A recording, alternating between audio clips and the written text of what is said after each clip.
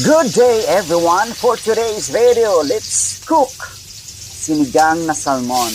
Since nakabili ako yesterday ng salmon, instead of buying the scrap one, kasi dito kasi usually sa Qatar, binibili lang namin mga scrap na salmon kasi sobrang mahal ng salmon actually talaga.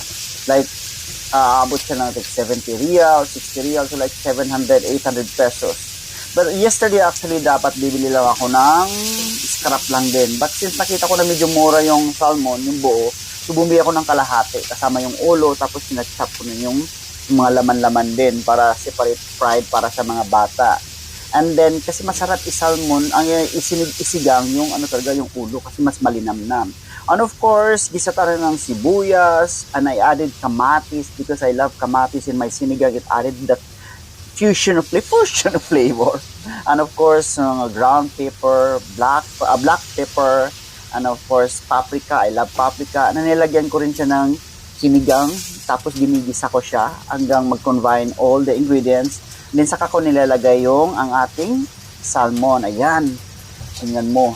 So minsan niluluto ko muna yung salmon bago maglagay ng tubig. So after that, paglagay ko ng tubig, so antayin ko siya ng kumulo ng konti, and then pag kumulo na siya, dagdagan ko siya ulit ng sinigang mix kasi ito na yung mga pinaka main pampalasa ko sa kanya. Of course, naglagay din ako ng